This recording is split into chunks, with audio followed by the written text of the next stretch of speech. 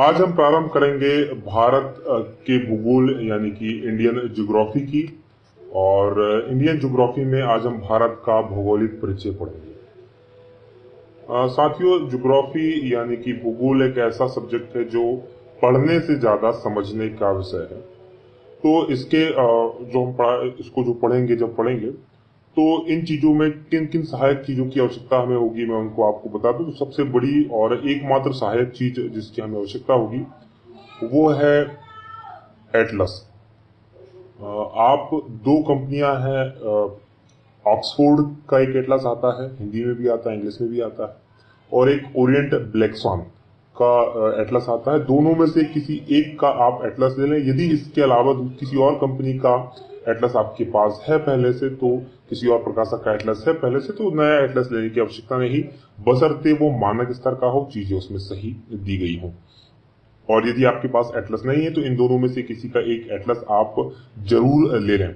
अब आपको करना यह है कि जो भी भौगोलिक जगहों की, क्योंकि हम जो ज्योग्राफी पढ़ेंगे तो बहुत सारी भौगोलिक जगहों की हम बात करेंगे, तो पूरे लेक्चर के दौरान जिन जिन भी भौगोलिक जगहों की नाम इसमें आते हैं लेक्चर में, तो आप उन्हें नोट करते जाइए और फिर उन जगहों को देखिए अपने एटलस में, चाहे वो भारत की हो, चाहे एशिया की हो, चाहे वो विश्व की हो। इससे आपको संबंधित जो जगहें हैं, स्थान हैं, उनके विषय में जो आपका नजरिया है, जो चीजें हैं, बहुत सारी क्लियर हो जाएंगी और उन फिर चीजों को उसके कॉन्ट्रास्ट में समझना बहुत इजी हो जाएगा।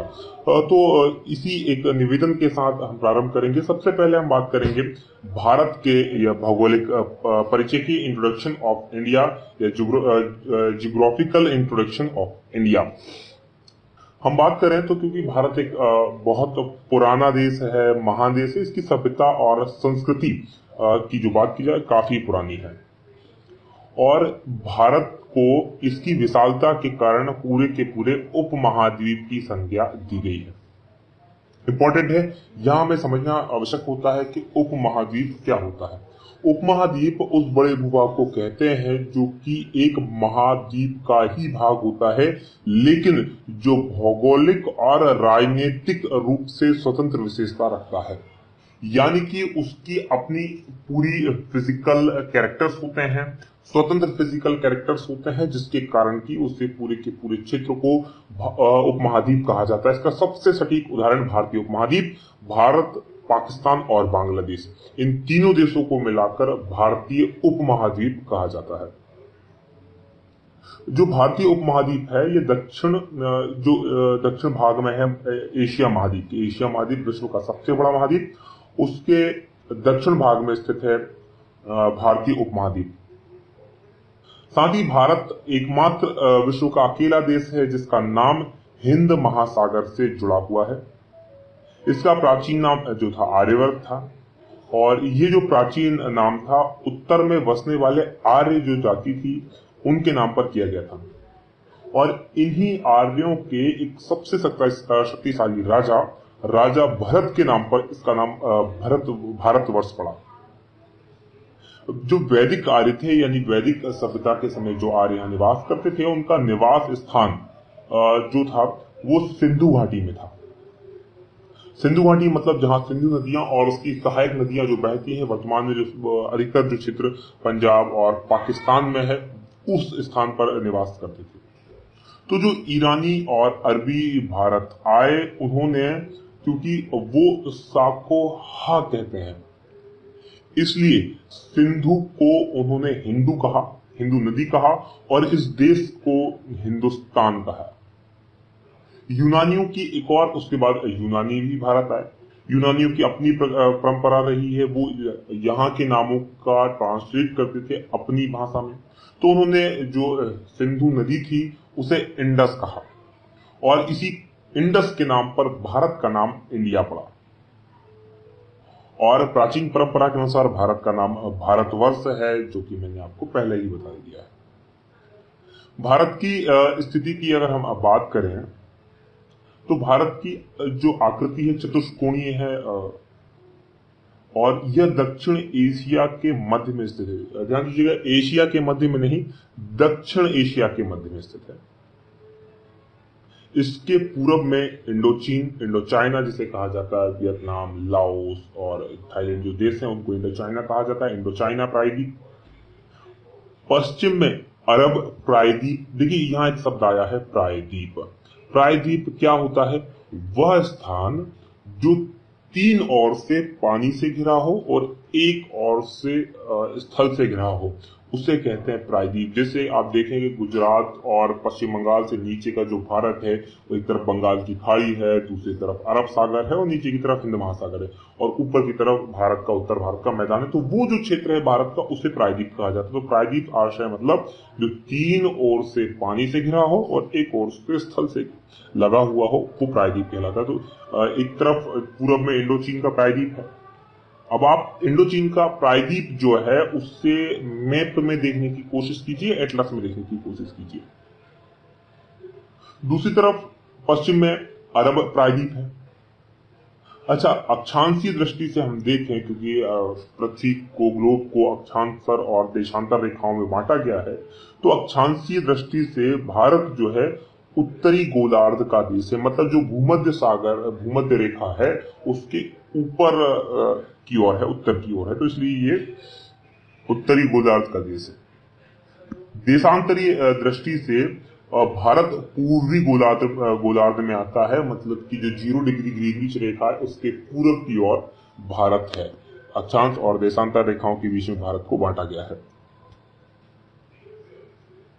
इसका विस्तार को हम समझे तो काफी बहुत बड़ा है। भारत, जो समूचा भारत है, वो मानसूनी जलवायु क्षेत्र में पाया जाता है। यहाँ एक इम्पोर्टेंट टर्म आई, मानसूनी जलवायु। मानसूनी जलवायु क्या होती है?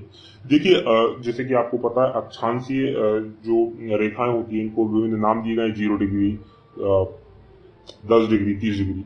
तो 10 डिग्री से 30 डिग्री अक्षांशों के मध्य, मतलब 0 डिग्री से ऊपर 10 डिग्री और 30 डिग्री के मध्य जो व्यापारिक हवाओं की पेटी है, जो 6 माह, व्यापारिक हवाएं भी हम समझेंगे, व्यापारिक पवनें किसे कहते हैं, तो व्यापारिक पवनों की एक पेटी है जो 6 माह सागर से स्थल की ओर और 6 माह स्थल से सागर की ओर चलती है।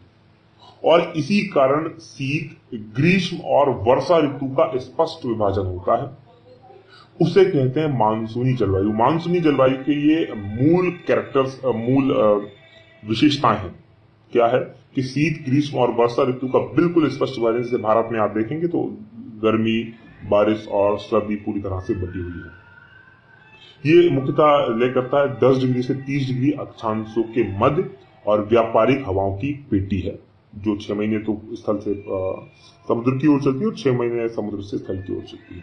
इसको काफी डिटेल में हम जब मानसून वगैरह पढ़ेंगे, जब हम इसे काफी डिटेल में पढ़ेंगे। अब हम समझते हैं व्यापारिक पवनें, जो एक और इसमें टर्म आई, व्यापारिक पवनें क्या होती है। देखिए, 5 डिग्री से 30 डिग्री उत्तरी व दक्षिणी अक्षांशों के मध्य की पवनें, 5 डिग्री से 30 डिग्री उत्तरी व दक्षिणी अक्षांशों यानी 0 डिग्री के ऊपर की ओर और नीचे की ओर चलने वाली पवनें, जिन्हें अंग्रेजी में, जिनको ट्रेड विंड्स कहा जाता है। और यहां जो ट्रेड है वो जर्मन शब्द ट्रैक यानी कि निश्चित मार्ग, इसका अर्थ होता है, इससे निकला हुआ है। तो व्यापारिक पवनें इनका नाम है, लेकिन इनका अर्थ व्यापार के क्षेत्र में नहीं है, इनका अर्थ निश्चित मार्ग के क्षेत्र में है।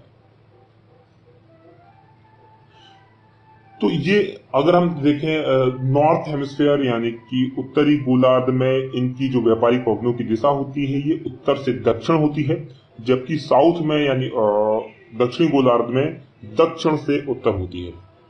और ऐसा होता है जो फेरल का कोरियलाइज बल होता है, उसके कारण इसको हम काफी डिटेल से पढ़ेंगे। कोरियलाइज बल क्या होता है, इसका एक सिंपल सा मैं आपको बता दूं कि जो पवनें होती हैं वो साउथ यानी कि दक्षिणी गोलार्ध में जो पवनें चलती हैं वो अपने लेफ्ट साइड मुड़ जाती हैं, जबकि नॉर्थ साइड में जो चलने वाली पवनें होती हैं वो अपने राइट साइड मुड़ जाती हैं। इसी को कोरियोलाइज बल कहा जाता है, कोरियोलाइज बल कहा जाता है। तो भारत का जो समूचा भारत है वो मानसूनी जलवायु क्षेत्र में आता है। मानसूनी जलवायु क्या होती है मैंने आपको समझाया। इसका विस्तार उष्ण और उपोष्ण कटिबंध दोनों कटिबंधों में है। उष्ण और उपोष्ण कटिबंध दोनों कटिबंधों में है। चूंकि जो कर्क रेखा है भारत के बिल्कुल मध्य से गुजरती है, भूमध्य रेखा से कर्क रेखा के बीच के स्थान को उष्ण कटिबंध कहते हैं और कर्क रेखा से ऊपर का जो विस्तार है उसे उपोष्ण कटिबंध कहते हैं। तो ये उष्ण और उपोष्ण दोनों कटिबंधों में है। इसका क्षेत्रफल 32,87,263 वर्ग किलोमीटर है और क्षेत्रफल की दृष्टि से देखा जाए तो भारत विश्व का 7वां सबसे बड़ा देश है और इसका प्रतिशत 2.43% भूभाग भारत के पास है। पूरे विश्व का जो भूभाग है उसका 2.43% भारत के पास है। भारत से बड़े जो देश हैं वो है, सबसे बड़ा है रूस, कनाडा, चीन, यूएसए, ब्राजील, ऑस्ट्रेलिया और उसके बाद भारत का नंबर आता है। भारत का विस्तार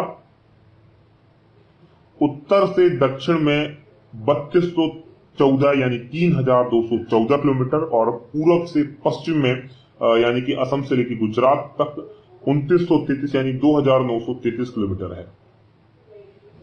भारत के अक्षांशीय और देशांतरीय विस्तार को अगर हम बात करें तो भारत भूमध्य रेखा के 0 डिग्री 4 अंश से 37 डिग्री 6 अंश उत्तरी अक्षांश और 68 डिग्री 7 अंश से 97 डिग्री 25 अंश पूर्वी देशांतरों के मध्य है और इसी के द्वारा जो 82.5 डिग्री का पूर्वी देशांतर है वो भारत के लगभग मध्य से होकर गुजरता है। इलाहाबाद के नैनी नामक स्थान के पास से होकर गुजरता है जो देश का मानक समय है और जो 0 ग्रीनविच टाइम है उससे पूरे 5.5 घंटे आगे है। कर्क रेखा भारत के मध्य से होकर गुजरती है। भारत की स्थलीय सीमा की लंबाई स्थलीय सीमा से आशय है जहां भारत की लाइनें स्थल को छूती हैं, समुद्र को नहीं। 15,200 किलोमीटर है। यहां समुद्र वाली जहां लाइनें हैं उनको हटा दिया गया है। सिर्फ जो चाइना, पाकिस्तान, इधर बांग्लादेश से हमारी जो बॉर्डर लगी है उसकी बात हो रही है। जो मुख्य भूमि है अर्थात अंडमान निकोबार द्वीप समूह, लक्षद्वीप समूह, इनको छोड़ने के बाद जो मुख्य भूमि है उसकी तटीय सीमा की लंबाई 6100 किलोमीटर है।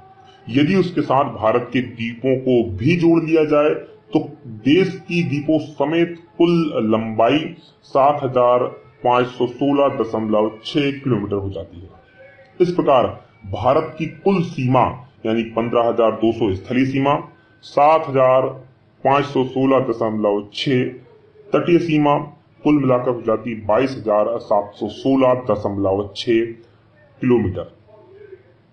इसके पड़ोसी देशों के साथ सीमा विस्तार को हम समझें तो भारत और बांग्लादेश की जो सीमा है वो 4,096.7 किलोमीटर की है। सबसे अधिक सीमा भारत की बांग्लादेश के साथ मिलती है क्योंकि पूरा की पूरा बांग्लादेश भारत के लगभग अगर देखा जाए तो अंदर ही हो जाता है। हमें लगता है कई बार कि चाइना का बहुत बड़ा हिस्सा लगा हुआ है, लेकिन जिस तरह से बांग्लादेश की आकृति है उसके अनुसार सबसे ज्यादा सीमा भारत की बांग्लादेश के साथ लगती है। आप इसे देख सकते हैं मैप में। चाइना के साथ 3,488 किलोमीटर की हमारी सीमा लगती है। पाकिस्तान के साथ जो भारत की सीमा लगती है 3,323 किलोमीटर, नेपाल के साथ 1,751 किलोमीटर, म्यांमार के साथ 1,643 किलोमीटर, भूटान के साथ 699 किलोमीटर और अफगानिस्तान के साथ 106 किलोमीटर की सीमा टच करती है। अब हम देखें भारत के जो पड़ोसी राज्य हैं, पड़ोसी देश हैं, पड़ोसी देशों के साथ किस किस राज्य की सीमा लगती है। जैसे पाकिस्तान के साथ 4 राज्यों की सीमा लगती है, गुजरात, राजस्थान, पंजाब और जम्मू कश्मीर। अफगानिस्तान के साथ जम्मू कश्मीर की सीमा लगती है। चाइना के साथ जम्मू कश्मीर, हिमाचल प्रदेश, उत्तराखंड और सिक्किम की सीमा लगती है। साथियों, यहाँ मैं आपसे निवेदन करूंगा, एक अरुणाचल प्रदेश की भी सीमा चाइना के साथ लगती है। एक निवेदन करूंगा कि जब मैं इन चीजों को आपको बता रहा हूँ तो प्लीज अपना एटलस आप इसको खोल के देखें उसमें कौन कौन से राज्य लग रहे हैं, कहाँ से सीमाओं की लग रही है, टच कर रही है। इससे बहुत अच्छे से आपका विजन क्लियर हो जाएगा। कई बार ये परीक्षाओं में प्रश्न पूछे गए हैं। नेपाल के साथ बात करें तो 5 राज्यों की सीमा लगती है, उत्तर प्रदेश, उत्तराखंड, बिहार, पश्चिम बंगाल और सिक्किम। भूटान के साथ देखें तो सिक्किम, पश्चिम बंगाल, असम, अरुणाचल प्रदेश की सीमा लगती है। बांग्लादेश के साथ पश्चिम बंगाल, असम, मेघालय, त्रिपुरा और मिजोरम की सीमा लगती है। म्यांमार के साथ अरुणाचल प्रदेश, नागालैंड, मणिपुर, मिजोरम और इनकी सीमा लगती है। तो ये विभिन्न देशों के साथ भारत के जो राज्य थे उनकी सीमाएं लगती थी। अब हम देखते हैं देश की चतुर्दिक अंतिम सीमा बिंदु। जो दक्षिणतम सीमा बिंदु है, मतलब दक्षिण में स्थित जो बिंदु है भारत का, वो है इंदिरा पॉइंट, जो कि ग्रेट निकोबार में है। देखिए, दो है, एक मुख्य भूमि मतलब द्वीपों को छोड़ दिया जाए तो उसे मुख्य भूमि कहते हैं। मुख्य भूमि की दक्षिणी सीमा कन्याकुमारी तमिलनाडु में है, 8 डिग्री 4 अंश अक्षांश पर। दक्षिणतम बिंदु अगर देखा जाए भारत का तो वह इंदिरा पॉइंट है, ग्रेट निकोबार द्वीप समूह। उत्तरतम बिंदु यानी उत्तरी बिंदु देखें तो वो इंदिरा कॉल है, जम्मू कश्मीर में। सबसे पश्चिम का बिंदु हम देखें तो वो गोरमोता करके जगह है, गुजरात में। और सबसे पूर्व का बिंदु है किवीथू है, अरुणाचल प्रदेश में। तो इन सब पॉइंट्स को आप देखने का प्रयत्न करें, समझने का प्रयत्न करें, या आपको दिखाई देंगे। और जब आप देखेंगे मैप में तो ये आपको बहुत स्पष्ट रूप से दिखाई देंगे। तो इंट्रोडक्शन पार्ट में इतना ही। इसका अगला जो चैप्टर होगा वो हम अगले ऑडियो में उसकी बात करेंगे। इस ऑडियो को बहुत ध्यान से सुने और तब तक अगला ऑडियो हम आपको सेंड करते हैं और इसको अधिक से अधिक लोगों को, अपने दोस्तों को इसको फैलाएं। बहुत बहुत धन्यवाद।